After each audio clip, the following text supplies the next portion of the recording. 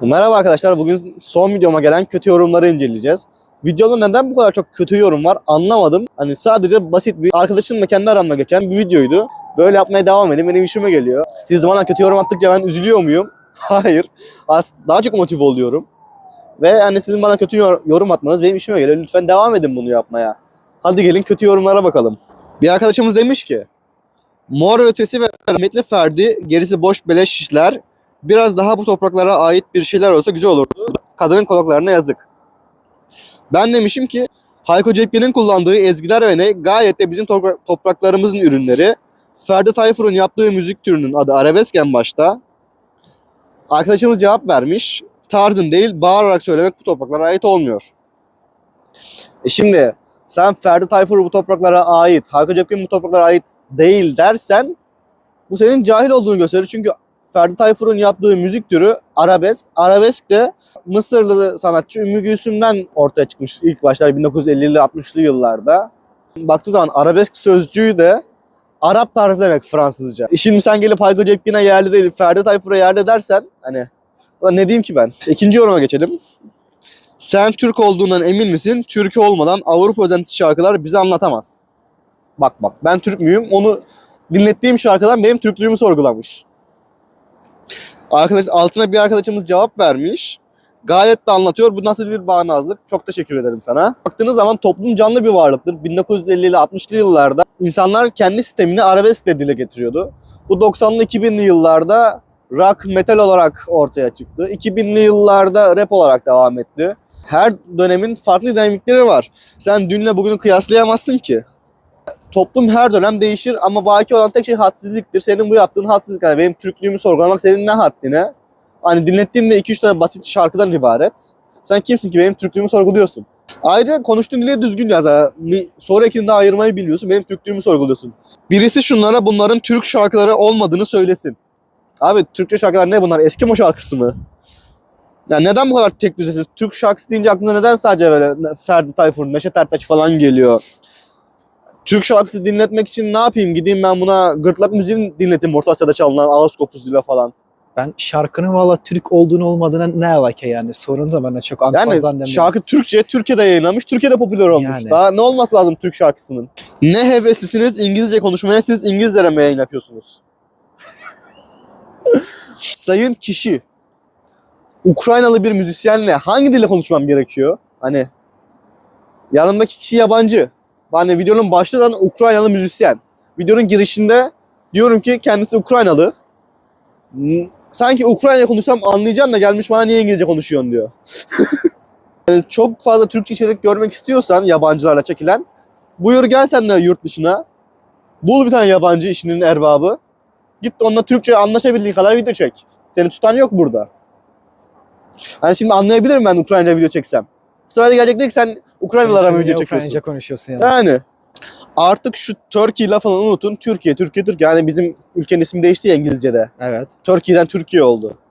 Şimdi senin bu kaygını anlıyorum. Yani Turkey deyince tavuk geliyor, hindi geliyor akıllarına. Ama hani bundan da kaygılanma. Yıllarca bize bu okullar Turkey diye öğretildi. Yani herkes Turkey diye biliyor hala. Türkiye deyince çok şey yapılmıyor, bir de yıllardır öğretilen bir şeyi sen tek seferde değiştiremezsin bunu. Ve hani senin kaygın Türkiye deyince akıllara hindi gelmesiyse dostum sana çok kötü bir haberim var. Burada Türkiye deyince de akıllarına çok iyi şeyler gelmiyor. Çünkü içimizdeki ve dışımızdaki düşmanlarımız burada çok güzel el birliğiyle bizi kötülüyorlar. Oğlum iyice karalamışlar. Yani karalıyorlar bizi. İç mihraklar, dış mihraklar bir araya gelmiş bizim kuyumuzu kazıyorlar. Biz burada birbirimizi yememeliyiz. Hani ha Türkiye demişim, ha Türkiye demişim, ha Turkay demişim, ha Türkçini demişim, ha Türkçe demişim. Ne fark eder? Adam gelmiş senin ülkene başka bir isim söylüyor. Başka bir ülkenin ismini söylüyor. Hayalindeki ülkenin ismini söylüyor. Sen ona tepki göstermeyip bana tepki gösteriyorsun burada. Yani ne diyebilirim ki? Yazık sadece. Biri yazmış ki 3 dakika izlemek yetti. 30 dakikalık videonu 3 dakikanın içinde nasıl anlayacaksın yani? Bir o var, bir de hani 3 dakika yetiyorsa Valla burada ne diyeyim yani? başka sorunlar da var 3 dakikada Yani. yetiyorsa 3 dakika. Bir yabancıya ülkeyi, milleti kötüleyen kimseye tahammülüm yok. Bunu niye diyor? Ben Hayko Cepkin Avrupa'da da olsaydı hayatı farklı olurdu demiştim. Bu yüzden diyor bana bunu. Yalan değil, Hayko Cepkin yurt dışında da olsaydı daha farklı bir hayatı da olurdu. Burada 90'lı yıllarda, 2000'li yıllarda sokaktaki metalci gençleri giyiminden kuşamından dolayı satanist diye, serseri diye tartakladınız, dövdünüz, şok oldu. Hani bu farklı bir Türkiye'de olmadı bunlar. Videoda bir Türk ülkeme karşı benim bir eleştiri yok ki. Hani tek dediğim Türkiye'de rock ya da metal müzik popüler değil. Avrupa'da hani İskandinavya'da falan bilirsin çok popüler bir tür rock'tır, metaldir. Bak burada Bizim ülkemizde ne popüler? Pop popüler, rap popüler. yani Hayko Cepkin bu ülkede metal yaptığı için hani dezavantajlı konumu çünkü metal müzik çok uzun süre Türkiye'de popüler değil. Yıllarca dövüldü bunlar. Tartaklandı böyle aşağılandı mı siz satanistsiniz diye, şeysiniz, serserisiniz diye. Hayko Cepkin için Avrupa'da yaşasa daha başarılı olurdur dediğim için vatan haini olacaksam okey sorun yok. Demiş ki Katerina AB ve ABD'nin Rusya'yı kışkırtmak ve zayıf düşürmek ve dünyanın gözünde küçük düşürmek amacıyla ülkeni savaşa sokması hususundaki tepkin nedir? Sana ne? Ne akla Katerina'ya bunu soruyorsun? Katerina'nın şeyi değil bu. Katerina müzisyen, asker değil ki. Ya da dış işleriyle ilgili bir iş yapmıyor ki. yani Sen en iyisi git ülkene ve ülkenin bekası için mücadele ver. pardon şarkıyla savaşın ne alakası yani? Ve hani ben Ukrayna'ya geldim, o Türkiye'ye gelmedi. Yani adam ülkesinde oturmuş yani. Cephede savaşan askerlere yemek yap. Hayırdır sen Genelkurmay Başkanı mısın ki millete şey veriyorsun, görev veriyorsun. Sen onu yap, sen bunu yap. Sen de kalk git o zaman Türkiye'deki açları doyur. Beyefendi şimdi burada yaklaşık 3 senedir savaş var. Ve 7'den 70 herkes ne yaptığının, bunun bir kurtuluş savaşı, bunun bir varoluş savaşı olduğunu farkında. Ya sen Katerina'ya tavsiye vereceğine git, kendi üslupsuzluğunu düzelt. Kendi bilgisizliğini, cahilliğini eğit, daha iyi. Lafını keseceğim. Açık Ha. savaş son 3 sene gidiyor. Normalde savaş 8 seneden artıktır yani. Açık Ha, evet 2014'ten beri var evet bu 14'ten savaş. beri. Açık evet açık atışma son 3 sene gidiyor. Ama normalde 14'ten beri böyle bak. Ya baktığın zaman 8 seneden de daha fazla. Sonuçta Normalde çünkü yok alttan alta Rusya buranın kuyusunu kazıyordu. Yani. Alttan alta 92'den kışkırtıyordu. böyle bakan. Tabii. 92'den o Sovyet Bağımsızlıktan ülkesinden beri çıktı var. ya. Bu Yani. ülke kurulduğundan beri varoluş savaşının içinde. Var olmaya çalışıyor. Yani. Sen gelip bu ülkeye böyle hadsizlik yapamazsın. Ayıp. Yani şimdi birisi gelse Türkiye'nin Kurtuluş Savaşı'na laf etse ne yaparlar ona? Yani. Ve sen ne O yaptı gidip anlamda. Ukrayna'nın varoluşuna laf ediyorsun, varoluş savaşına. Ben bir uzak yol kaptım. Devam ediyor aynı beyefendi. Ben bir uzak yol kaptım. Ehliyetin Kanada Ulaşım Bakanlığı'ndan aldım. Yani ne alaka konuyla? Öncesinde ise Türkiye'den aldığım ehliyetle SSCB'ye sayısız seferler yaptım gemilerle. 30 sene önceden SSCB 30 sene öncesi. O nedenle Ukraynalıların ne olduğunu iyi bilirim. SSCB diyor. Kendi adı SSCB diyor. Evet. Diyor ki ben Ukraynalıların ne olduğunu iyi bilirim diyor. Ukrayna'da yaşamış mı bu adam? Gemiyle git gel yapmış. Tırcı büyük ihtimalle. Oğlum git gelle konu olur. Odessa limanına gelmiş birkaç kere. Büyük ihtimalle. Git gelle vuranı anlamak normal değil. Burada yer normal stabil kalman lazım ki şu an durumunu anlayasın ya. Ukraynalıların ne olduğunu iyi bilirim demiş de. Sen daha kendini bilmiyorsun. Kendini bilmezin tekisin. Yani. Sen burada yaşamadan, bu halkın arasına karışmadan sen nasıl Diyorum bileceksin ya koca bir stabil ulusu? burada kalmayıp da insanlarla münsiyat kurmadan da nasıl bileceğim buranın nasıl Yani. olduğunu yani. Buranın insanlara ne olduğunu yani. Yazık. Başka bir kişi. Oğlum bitmiyor yorumlar. Kötü yorumlar. Bize iyi yorum yok büyük ihtimalle. İşime geliyor ama olsun. Son video 10.000 izlendi. Bunlar Evet. sayesinde. Maşallah. Normalde videolarım 500-600 maksimum 1500-2000 izleniyordu. Kötü yorum gelince 10.000 izlendi video. Çok teşekkür ederim. Bu Türk kültürüne ait bir şarkı mı yoksa özenti şeyler mi? Allah'ım ya berbat şarkılar. Abi tüm müzikte 7 adet nota var. Birbirinden esinlenmeden nasıl bir şarkı yapmayı bekliyorsun ki? Yani ne yapsın bunlar? Yeni nota mı bulsunlar? Ama kendi sana herkes şarkı tarzı var yani. Yani. Birini hoşlanan öbürsü yok yani. Ya, Türk kültürüne ait değil deyip bana yine Ferdi Değil Tayfur diye falan şey yapıyor. sevmeyecek- Arabeski övüyor bana. Arabesk az önce anlattım ya Arap kültüründen bize gelmiş bir şey. Tamam bizim topraklarımızda üretilmiş ama adı üstünde arabesk, Arap şeyi. Araplardan bize geçmiş. Yani. Araplardan özenilmiş. Şimdi ben Araplardan değil de gidip Avrupa'dan özenilince niye bu ayıp oluyor, tükaka oluyor? Bir arkadaşımız yine demiş ki Türk değil çoğu, Türkçe konuşuyor olmaları Türk oldukları anlamına gelmez. Kızgın surat. İçimizdeki Ermeni, Rum, Yahudi çocuğu bunlar. Harbiden her gördüklerini Türk mü zannediyor bunlar? Biz hani siyahın beyaza, beyazın siyaha üstünlüğü yoktur diyenlerin ümmetiyiz. Aynı zamanda ne mutlu Türk diyenlerin de torunuyuz. Neden, ne hakla sen insanları birbirine ayrıştırıyorsun? Bu Türk, bu Yahudi, bu Rum diye. Adam ben Türk'üm diyorsa niye buna itiraz ediyorsun? Bir kişi Türk'üm diyorsa Sinan'a yapılan gibi kafatasına mı bakmamız lazım? Ya da Türk değilim diyorsa zaten onu biz zorla şereflendiremeyiz. Ferdi Tayfur hariç Türkçe sanat ve Türklere özgü bir şey yoktu. Dönüp dolaşıp aynı yere geliyoruz. İkinci Mahmut Fes Kanunu çıkarttığı zaman bu gavur icadı biz bunu takmayız, biz sarık takacağız diye isyan etmişler. Sonra Atatürk Fes'i kaldırıp fötr şapka getirdiği zaman yine aynısını demişler. Bu gavur icadı biz bunu takmayız diye. Hani biz ne yaparız yapalım bir şekilde bir şeyi beğenmiyorlar. Hani bugün Araplardan aldığımız arabesk şarkısına bizim şarkımız diyorlar. Acaba yarın hangi şarkıya bizim şarkımız deyip arabeski kötüleyecekler? Hı. Bilmiyorum. Valla ne diyeyim yani. Bir arkadaşımız gerçekten oturmuş uzun uzun yazmış. Teşekkür edecektim. Sonradan şarkı seçimleri berbat. Türkiye'ye yansıtma oranı ancak %1 kadar. Oysa bizim o kadar büyük müzikal zenginliğimiz var ki. Evet, şarkı seçimleri sana göre berbat olabilir ama benim kendi seçimlerim, yani kendi YouTube kanalı benim kanalım, video benim videom, arkadaş benim arkadaşım. Hani istediğimi yaparım. Sen sevmeyebilirsin, saygı duyarım. Türkiye'ye yansıtma oranı ancak %1 kadar. Evet, çünkü bizim çok büyük bir müzikal zenginliğimiz var. Söz Yani söz Türkler yani. çünkü tarihin her zamanında vardı Türkler. Tabii ki. Tarihten bugüne müzik sürekli gelişti. Oysa bizim o kadar büyük müzikal zenginliğimiz var ki. Evet, çok geniş bir müzikal zenginliğimiz var. Müzik arşivimiz çok geniş bizim. Aslında anlamadı, müziğin evrenselliği üzerinden neden biz Batı müziğine meftun olmaya borçluyuz. Çünkü doğuda savaşmakla meşguller, doğuda müzik yapmaya zaman yok şu anda. Şimdi Zamandan zamana her şey farklı. yani Orta Tarih- Çağ'da Batı'da savaş vardı. Bunlar kendi şeylerini vebadır, odur budur, kilise baskısı vardı. Biz müzik yapıyorduk. Şimdi yer değiştirdik. Bizden molla baskısı var. Onlar müzik yapıyor.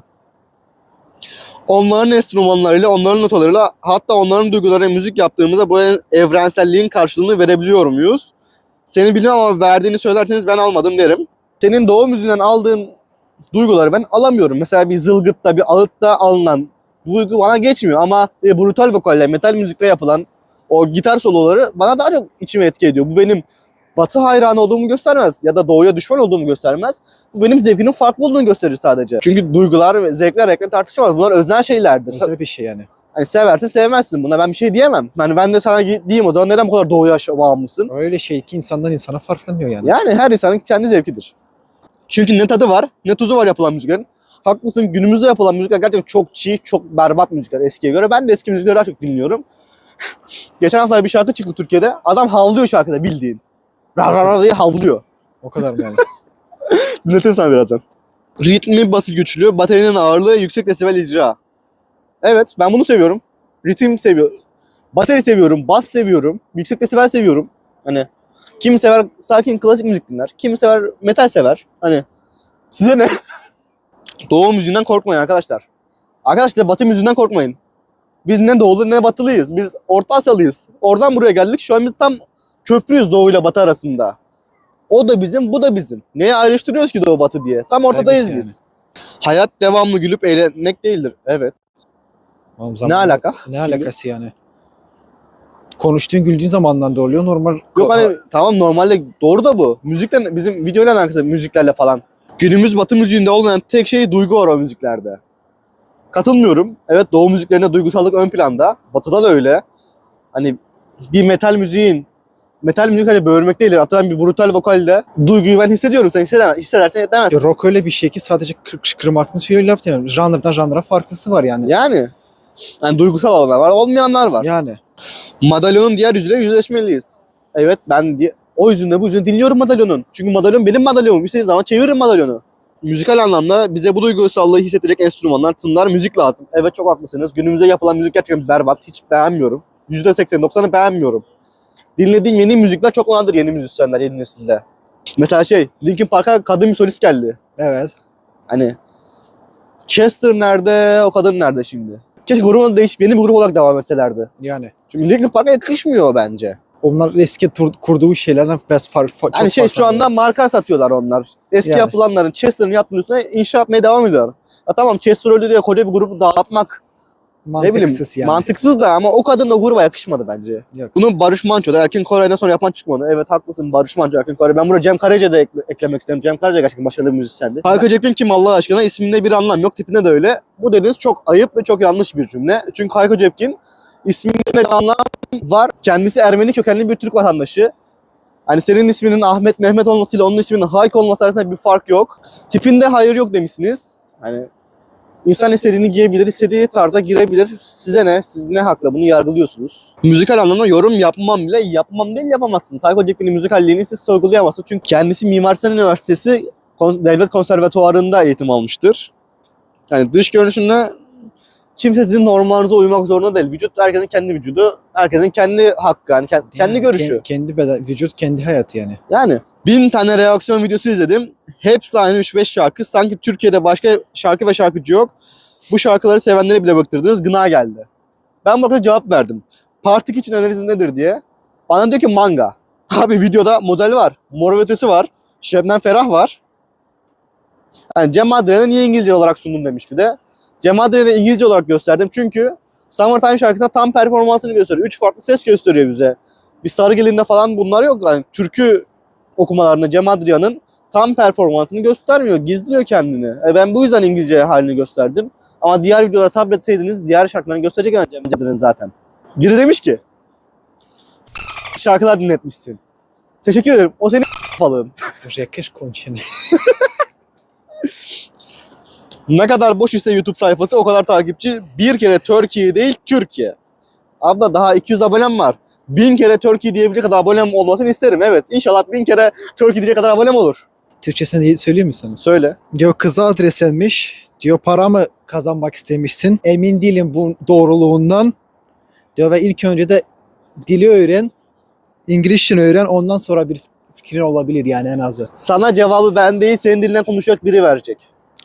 Так, шановний, стосовно реальності цього всього відео, можете в будь-який час звертатись, питань нема, пояснимо все, що, де і як. А стосовно мови, почніть ви вивчити спочатку мову і вільно спілкуватися хоча б цією мовою англійською, а потім з вами і поговоримо. İyi yaptı uygulama. Yabını Murat. Bu kadar yani. Tabii kötü yorumlar bitti. İyi yorum var mı? Yok. Derseniz hiç mi iyi yorum yok? Çok şükür var birkaç tane aralarında. Çok teşekkür ederim o iyi yorum yapanlara. Demiş ki çok güzel bir çalışma olmuş. İzlerken çok eğlendim. Hanımefendiden bir sonraki video için istekte bulunmak istiyorum. Pilli bebek bak elektroakustik versiyon. Mümkün kılarsan çok mutlu olurum. Tabii ki de öncelikle güzel yorumun için ben teşekkür ederim. Önerin için tekrar teşekkür ederim. İkinci videoda kesinlikle senin bu önerini dikkate alıp Pilli Bebek dinleyeceğim ki Pilli Bebeği ben de çok sevdiğim bir gruptur. Güzel bir çalışma yaptığınızı düşünüyorum. Devam etmenizi isterim. Doğa için Çal serisinde ilgi çekici ve Türk müziğinin seviyesi hakkında bilgilendirici olabilir. Öncelikle güzel yorumunuz için teşekkür ederim. Öneriniz için tekrar teşekkür ederim. Doğa için Çal serisini değerlendirmeye alacağım kesinlikle. Teşekkür ederim. Birisi çok şekerler yazmış. O sizin şekerliğiniz. Başka da iyi yorum yok. Son mu? Oğlum 2-3 tane çıktı söylediği. O Yok. boyda dastanın içinde 2-3 tane mi çıktı? İki yorum o kadar var kanka iyi yorum. Yuh ya, okey, buna da şükür yani. Yani- Buna da teşekkür ederiz. İyi yorumlarınız için çok teşekkür ederim. Kötü yorumlarınız beni zedelemiyor ama iyi yorumlarınız kesinlikle beni motive ediyor. Devam edin. Yani ne yapıyorsanız devam edin. Ben bildiğimden şaşmayacağım.